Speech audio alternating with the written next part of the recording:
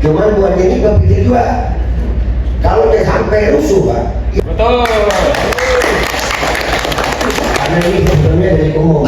Jadi jadikan kami rekan agar kami dua CPBU yang bersalah. Jadi ya ada, jika kita bagi rata maka ada 135,6 miliar. Ada lagi kan?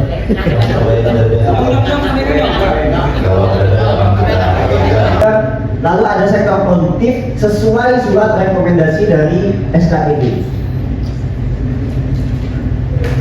Di lapangan kemarin ketika yang diterbitkan yang mulai berlaku pada 1 April 2026, yaitu pemerintah menetapkan batas pembelian solar bersubsidi sebagai berikut. Yang pertama, kendaraan pribadi roda 4 itu 50 liter wajib pakai MyI Pertamina.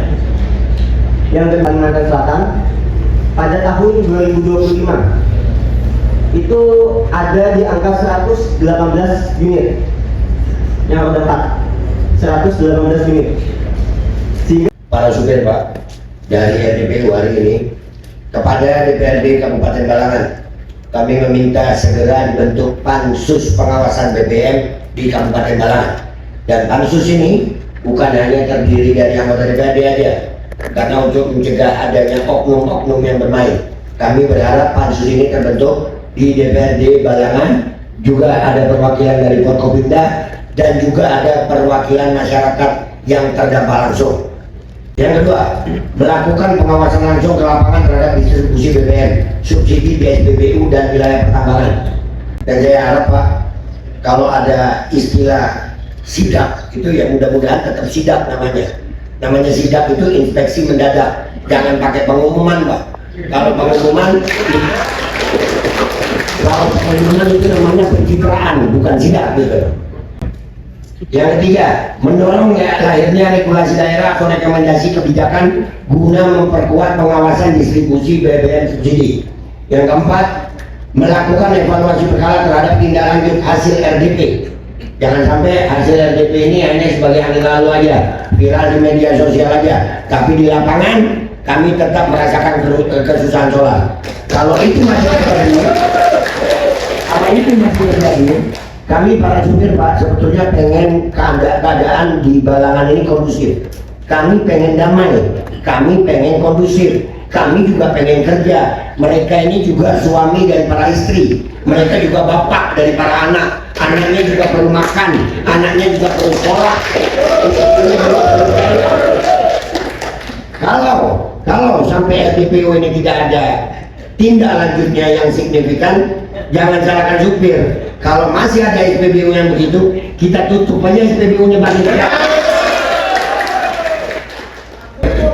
Dan kepada pemerintahan Kabupaten Balangan, kami meminta memperkuat pengawasan distribusi BBM subsidi jenis biosolar di seluruh wilayah Kabupaten Balangan. Dan laporkan itu ke masyarakat. Jangan nunggu masyarakat minta dulu, rapat dulu, baru dapat kita. Tugas kalian sebagai pemerintah, kalian yang memangku jabatan, diberi amanah oleh Allah Subhanahu Wa Taala untuk ngurusin rakyat. Jangan nunggu rakyat sakit dulu, baru kalian kerja. Kami berharap ada laporan kepada masyarakat tentang pengawasan kalian distribusi BBM itu. Yang kedua, menginstruksikan kepada instansi terkait agar melakukan evaluasi menyeluruh terhadap SPBU dan pihak-pihak yang diduga terlibat dalam praktek penyalahgunaan BBM subsidi. Dan untuk ini Pak, yang menjadi garis bawah dari kami yakin kok pemerintah itu kerja. Tolong jangan di belakang meja aja. Hasil kerja kalian sampaikan kepada rakyat. Ini munculnya no viral no justice, munculnya orang seperti saya ini Pak. Itu karena apa? Hasil kerja pemerintah itu diketahui hanya pihak-pihaknya aja, masyarakat nggak tahu. Betul. Kalian juga memberikan edukasi kepada masyarakat kalian, dan nggak sedikit masyarakat kita ini nggak paham tentang hukum. Yang salah siapa kalau masyarakat nggak paham tentang hukum? Baik hukum pidana, hukum perdata, hukum tentang tata usaha negara. Yang salah pemerintahnya. Tolong evaluasinya diberitahukan, diinformasikan kepada masyarakat. Baik, yang berikutnya untuk Polres Kabupaten Balangan, kami meminta untuk mengusut tuntas mafia BBM subsidi dan dugaan backing distribusi ilegal di Kabupaten Balangan. Karena sudah menjadi rahasia umum bahwasanya tidak mungkin ada kegiatan yang melanggar pidana tapi aman-aman aja. Iya. Ini keadaan negara kita ini Pak sangat memprihatinkan, khususnya di Kalimantan Selatan. Penyelewengan distribusi solar bersubsidi itu pidananya namanya pidana umum Pak, nggak perlu laporan, sama kayak pidana obat-obat terlarang, deliknya delik umum. Sudah kelihatan seperti itu Pak, tindakannya masih kurang, apalagi yang ditunggu. Apakah di Balangan dan semua di Kalimantan, daerah Kalimantan Selatan, maling uang rakyat dibebaskan tanpa tanggung jawab?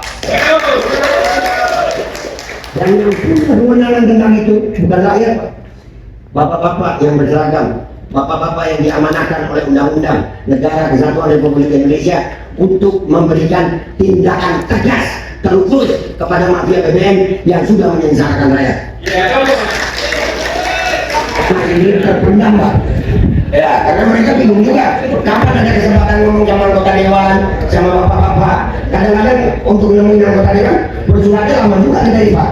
Dan itu pun hari ini kami nggak ketemu ketuanya, kami nggak ketemu Pak Bupatinya, kami nggak ketemu Pak Kapolresnya. Padahal sudah bersurat nih. Jadi biarkan rakyat menyuarakan Pak. Itu suara rakyat kalian, wajib kalian dengar. Dan jangan marah, jangan baper. Itu suara rakyat kalian. Baik, karena kalian adalah pelayan-pelayan kami masyarakat. Saya lanjutkan. Mendesak kepada Polres untuk menghapus segala bentuk premanisme, penguasaan antrian, praktik pungutan liar, dan intimidasi di SPBU. Ini Pak, kemarin kami di daerah Kabupaten Kota Madia Banjarmasin dan juga Kota Madia Banjarbaru, alhamdulillah rekan-rekan kepolisian dari Polda Kalsel sudah bertindak juga. Mudah-mudahan di Polda Balangan juga sama, karena kalau dari Polda aja Pak, menurut informasi yang kami terima dari Krimsus Polda Kalsel, memang polisi kekurangan personel. Kami tenang Pak, untuk Balangan ini kami tawarkan juga dengan pihak Polres bahwasanya kami para supir siap menandatangani komitmen bersama para supir dan Polres, pihak Polres, untuk sama-sama mengawasi premanisme dan pungutan liar di SPBU. Sehingga ruang gerak premanisme yang ada di sana, kami juga punya wewenang untuk melawan mereka. Karena selama ini Pak, kadang-kadang kami yang melawan, kami yang dikriminalisasi. Betul. Tapi kalau ada komitmen bersama dari pihak Polres dengan kami, perwakilan para supir, kami siap menjadi mata polisi, kaki polisi, tangan polisi untuk memberantas premanisme. Betul. Jadi kita sebagai supir, kita lain pengacara, lain JKI berbandir kata Bintang Pak. Jadi kita sebagai supir mengaluh yang satu pertama, kita dari tanggal 14 habis demo, kita ikut juga di Banjarmasin. Terus kita mengantri di SPBU Rewa atau Batu Mandi. Datang jam 3. Habis itu kita jam 3 subuh datang, antrian itu banyak, sekitar 200 mobil kurang lebih, tapi kita kada ngitung. Tapi kurang lebih lah. Nah, jadi habis itu kita datang, pas kita mau ngisi dari jam 7 buka SPBU Rewa. Supaya dengar ini yang kalau ada SPBU Rewanya. Kalau kita kan kurang dengar, kalau Tuhan orangnya. Jadi jam 9 ditutup. Sedangkan mobil ini masih ada lebih pada 100 yang pada dapat. Terus kita tanya kepada, ada di SPBO itu bukan yang nimbak itu bukan SPBO, tapi ada orang kan pakai baju SPBO, apakah ini bukan SPBO atau kada. Tapi kita tanya di situ, katanya ini bukan polisi yang menyuruh buka sampai jam 9 aja. Kita tanya. Jadi kita tanya dengan dia, siapa nama polisinya? Kita mau telepon. Kita bukan orang pemerintah, tapi kita mau tahu siapa polisinya yang bilang kayak itu. Tapi dia lari sama SPBU-nya. Kita lihat, tapi kita belum sempat belum sempat memvideo karena kita kan jauh antriannya. Keluar kita lihat 20.000 bayar. Yang limbah bayar 20.000. Yang kita yang nukar. Jadi itu apakah dinama preman atau pemungutan atau kayak apa? Yang kedua, kenapa SPBU cuma dapat 40 liter, kenapa cuma 2 jam buka? Kita lihat itu 2 jam kalau sudah habis yang itu orangnya, yang baru masuk itu mungkin itu pelanggaran atau orang tertentu lah. Habis itu paling dapat itu ada 10-20 orangnya, habis itu tutup. Nanti jam 12 buka lagi 2 jam. Dapat lagi yang itu. Nanti kena sore buka lagi 2 jam. Berarti itu SPBU main akal-akalan. Jadi di sini kita menyampaikan ini fakta. Kalau kan bertanya aja supir-supir, betul nggak? Jadi kita tidak usah takut di sini. Kita menyampaikan harusnya SPBU yang kayak itu harus ada sanksinya karena merugikan kami. Dari Miho sudah 10 liter kami habis ke sana, ternyata kami tidak dapat minyak, rugi kami supir. Dari Halung kami dapat ke Riwa 10 liter pulang balik, tapi kami tidak dapat minyak. Yang dapat orang itu aja. Apakah SPBU ini kan untuk umum se-Indonesia? Apakah untuk orang pribadi?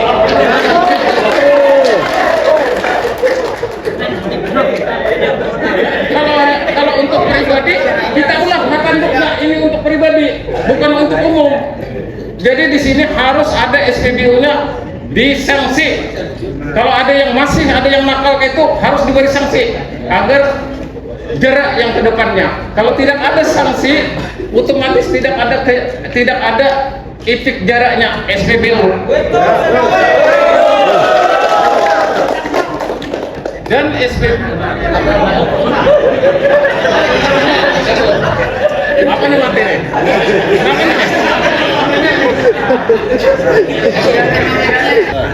Ini di Reja, ini ada suaranya.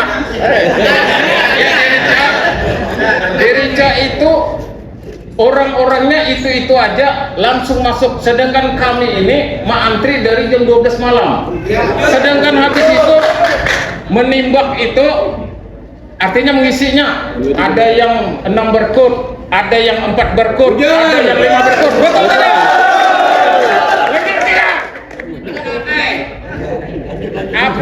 Apakah dasar peraturannya boleh 4 berkut, 5 berkut, atau 10 berkut?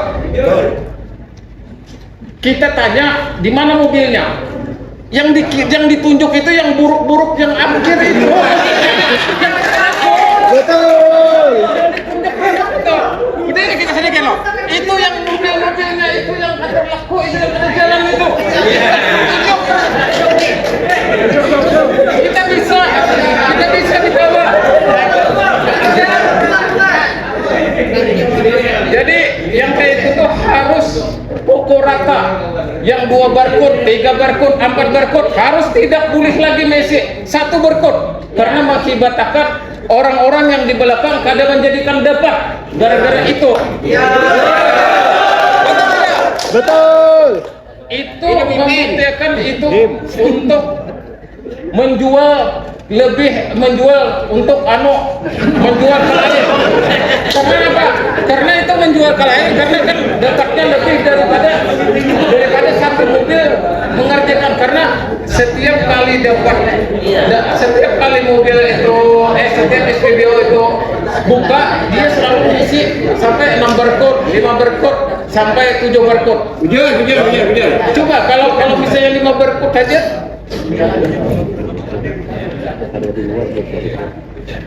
Kalau harga di luar itu kan kita kan tahu.